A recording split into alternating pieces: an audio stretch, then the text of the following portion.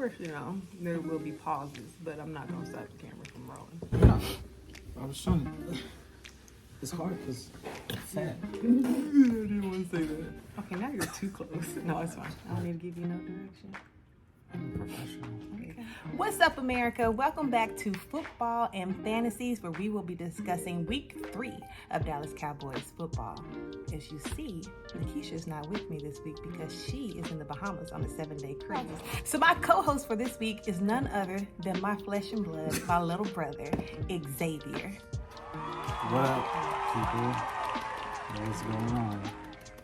Xavier is a self-proclaimed Dallas Cowboys football fanatic. So he is going to school us on the highlights, the lowlights, and the predictions for next week. And we are also going to test his knowledge in a little Cowboys trivia. I think you're setting me up for failure though, because I wouldn't say fanatic. Fanatic. I'm a fan. He almost cried when Dak got that injury that took him out of the season. That is true. Mm-hmm. We don't want to see anybody go down. You know who I didn't cry when they got hurt? Aaron Rodgers. Wow.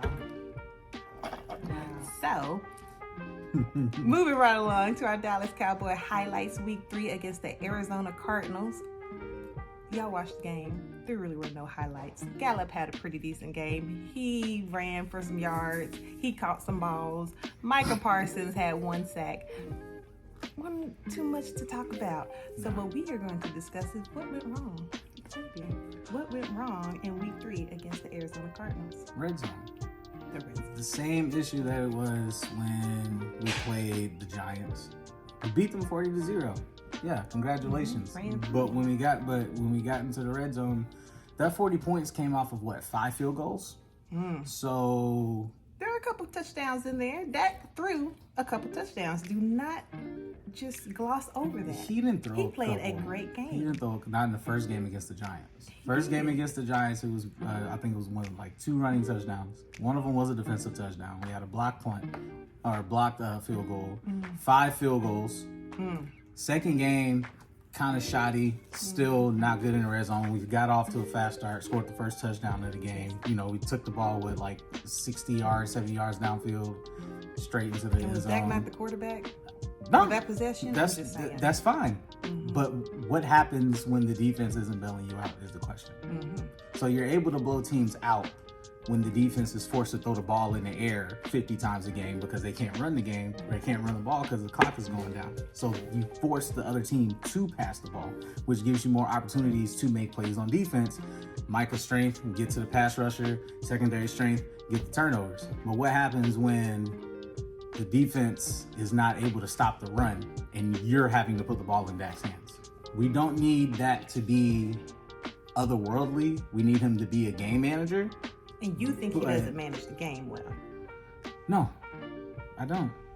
So what does that mean? When the game is on the line, do I trust Rain Dakota Prescott with the W? No. Not the government name. No, I don't. I don't trust him. I don't know. It's between the ears.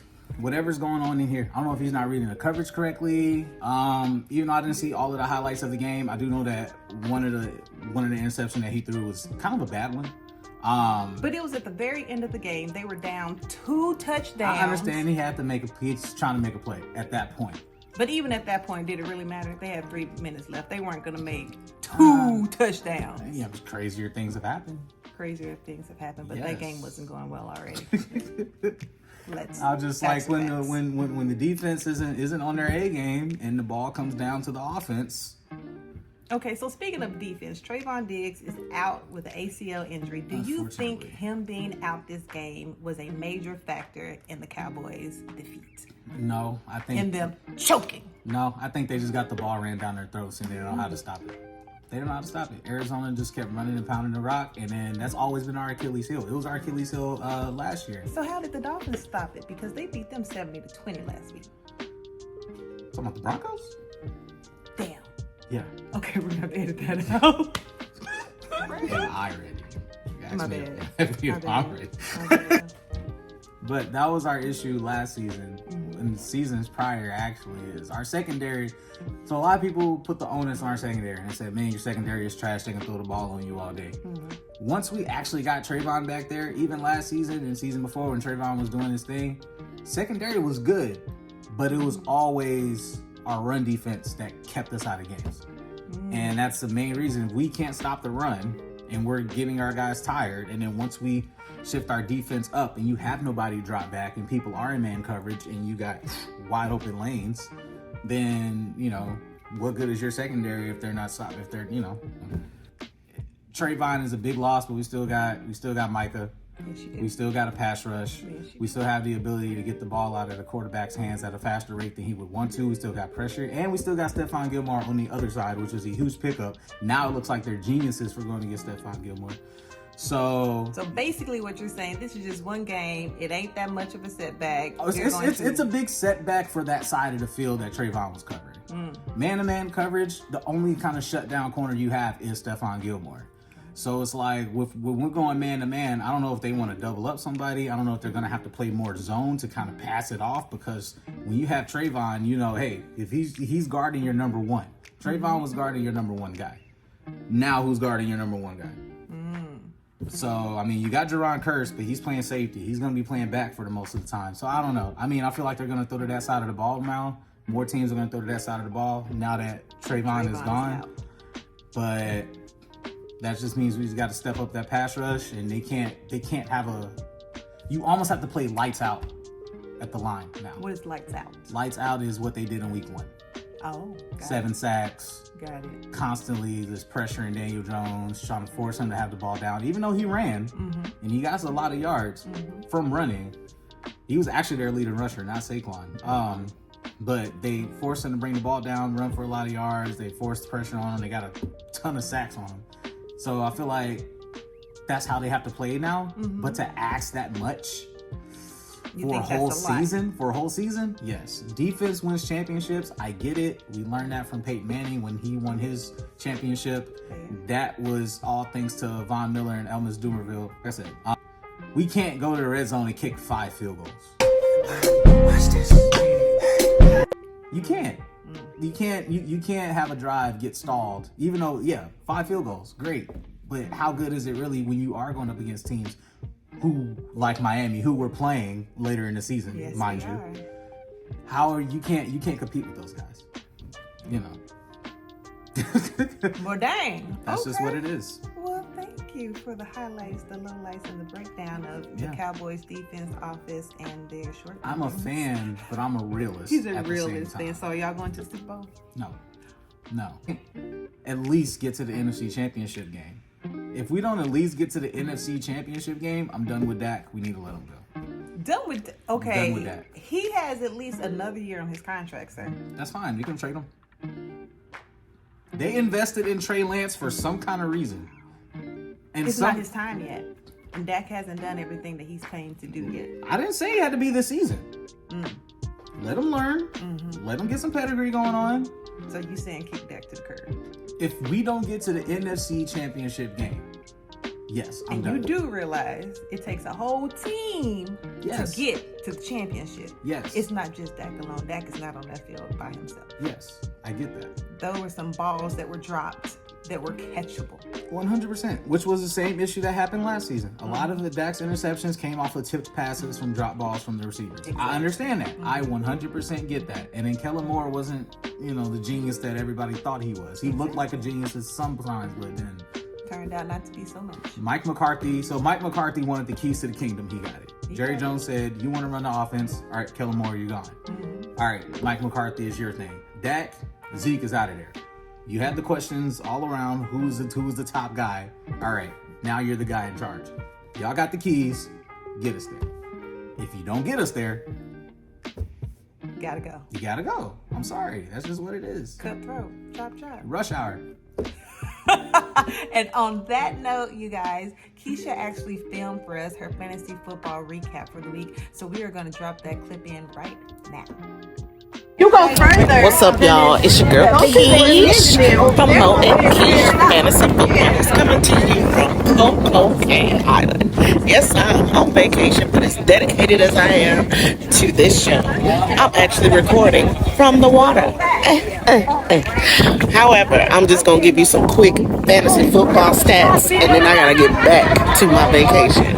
So, and I'll give y'all just a little bit of preview of what I got going on during vacation. All right, y'all, I am back. I'm out the water. We're ready to get back to the ship, which you can see in the background. But just to give a quick update, because we still have Monday Night Football to go through, and I still have my Philadelphia Eagles with Devontae Swift and Smith coming out to play. Also, I got Mayfield, Cincinnati Bengals. I think I said his name wrong. Anyway, y'all, I'm trying to get it all together. It is hot as Methuselah out here. My brain is a little fried. My edges is a little tacky, but that's okay. We're going to get it together. Somebody always calling my name while we out here trying to be. That's my people's back there, real quick. They somewhere back there. They back there on the train. So anyway, Trevor Lawrence did not disappoint. Dobbs, thank you. And Pollard, even though the Cowboys did a boo-boo fool this week, Paula still gave me some points on the board. I'm slightly behind, I think 12 points on my fantasy football, but again, still got Monday Night Football tonight. We'll see what happens. I'll come back to y'all with my final stats. Until then, kiss, my loves. Back to you, Mo.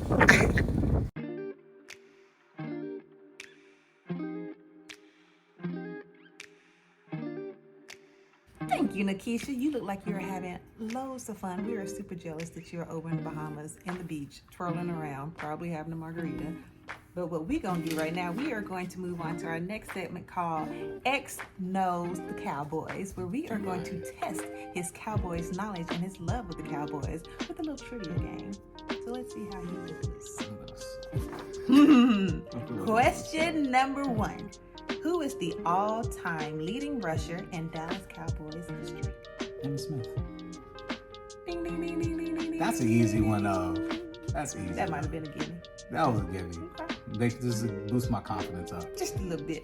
Which quarterback led the Cowboys to 3 Super Bowl victories in the 1990s? Troy Aikman. When he was born. You were born in what, 1991? How do you even know that? Because it's... I watched all of those Super Bowls. It's Iron. In what year did the Dallas Cowboys win their first Super Bowl? Who was it? Barry Switzer was the coach? Because we won 5. 80. 83? Wrong. 1971 in Super Bowl 6. Against the Steelers? I have no idea. Okay. That I don't know. I did not get that. Matt, the Dallas Cowboys are called America's team. Can you tell me who is responsible for giving them that name? America's team? Mm-hmm. Dolly Parton? Pat Summerall. He coined them America's team during an ESPN broadcast. Yes, sir. See, all this is before my time. It is. Who holds the record for the most career touchdown receptions by a Dallas Cowboys player? This is during your time. During my time? It's not Drew Pearson. Michael Irvin? Oh, so close. Dez Bryant. Dez? Dez Bryant. Stop. Dez Bryant. Yes. He surpassed Michael Irvin. When? I don't remember. What? Now, if Google is wrong, y'all let me know in the comments, but that's what Google said. I mean, so, I'm not... Tell me, and this is really going to test your Dallas Cowboys football love. It already has. Who was the first Dallas Cowboys player to be inducted into the Pro Football Hall of Fame? Roger Staubach. Bob Lilly. You are doing horribly, sir. I figured I would. I think you need to turn in your Dallas Cowboys fan card. I will at the end of this year if they don't get to the NFC Championship game. In what year did the Dallas Cowboys franchise start playing in the NFL?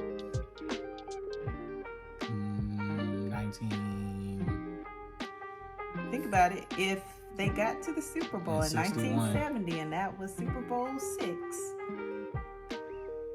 Hint, hint.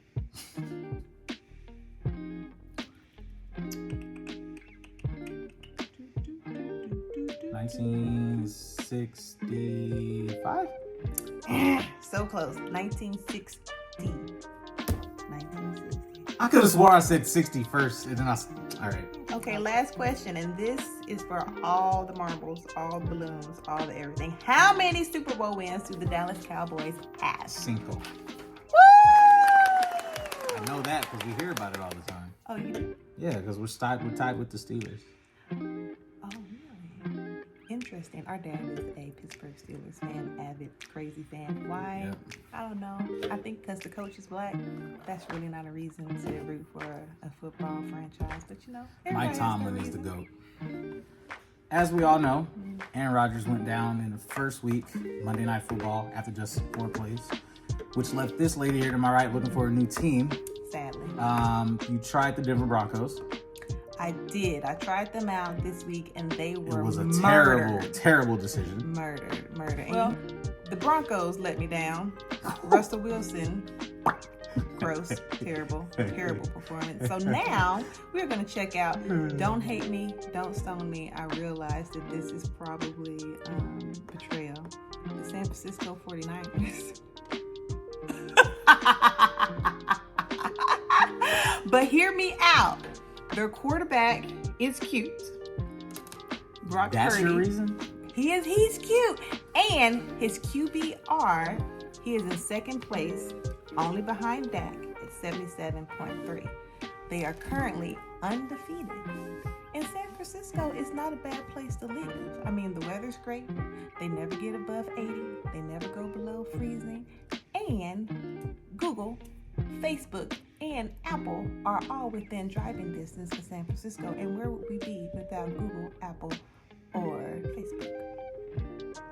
Reading books. Going outside. And you can go outside in San Francisco because it is not 150,000 degrees like it is in Texas. So I'm going to be following them along this week to see what they do and see if we make some form of a connection. And I know as a Dallas Cowboys fan, he hates that. I'm not a traitor. I'm not a Dallas Cowboys fan yet. I mean, What do you think about the San Francisco 49ers? it's better than Aaron Rodgers. It's better than Packers. We're gonna say it's better than Aaron Rodgers. It's better than the Packers. Wow. Based on what? Because we whoop y'all ass every year? Yes, I don't like it. You're still salty about that? It was a what, catch. last minute? It was a catch. All right. It was a catch. Was that 3 years later? It's still a catch. I will take that to my It grave. was ruled no catch. It was a catch. Sorry, it was not. But yeah, San Francisco is. Yeah, San Francisco is serious. They're solid legit. team. Okay. Their defense is legit. We know the offense is legit. Mm-hmm. You don't really have a lot of tape on Brock Purdy though, so it's real easy to fly under the radar when nobody has tape on you outside of the 6 games that you played in the playoffs Fair. when everybody was home. So you're saying he's murdering it because nobody knows his moves. Nobody knows how he operates. Absolutely, you only have college tape to study him from. Okay. To really study Brock Purdy, you only have college tape. So I feel like once they figure out his tendencies, once they figure out his schemes, They're gonna be in the playoffs by then. Probably no, headed no, to the Super Bowl. which is fine. Mm-hmm. You know, you still got Nick Bosa, Mr. You know, look, up and down San Francisco is a legit team. I'm not gonna deny that. So you're they gonna are a legit team. endorse this pick of the week. Yeah, yeah. Okay. That's you a good- cannot deny the statistics. I can't. That's a And you good cannot team. deny That's a the good team to ride with because I'm sweating because we played them in 2 weeks. Yes, you can. Mm-hmm. But let's talk about what's coming up next or this week, this Sunday. Zeke coming home. You stole my thunder! Yes! The Dallas Cowboys are playing the New England Patriots home to Zeke Elliott, who has not been on the Dallas Cowboys field since that playoff game. Yeah, because he got cut before training camp. He got hurt. Yeah. It was TP. No, TP got hurt. Much like Emmitt Smith got cut because of the salary cap, and then he went to go play for the Arizona Cardinals for like 2 years, and then he Yeah. came back home to the Dallas Cowboys to retire. Yeah. So do you think the same thing's gonna happen to Zeke? I mean, he has lost his edge. He no longer rushes the same. I mean, his best year was probably his rookie year. He's playing under Bill Belichick though. And why does that matter? Belichick's never been a run first coach.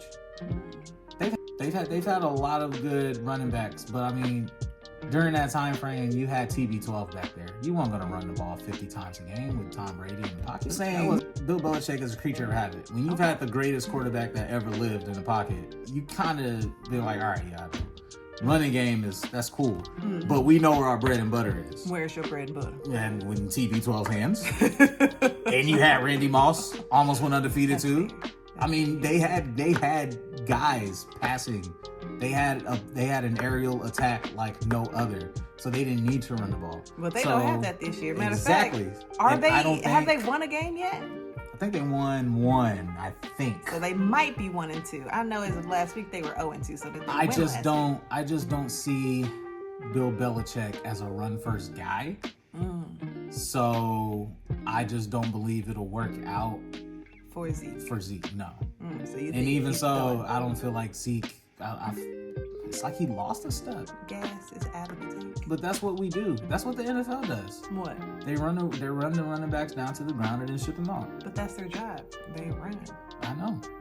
There's a short shelf life on running backs. Let's say a running back goes to college. He goes for 4 years.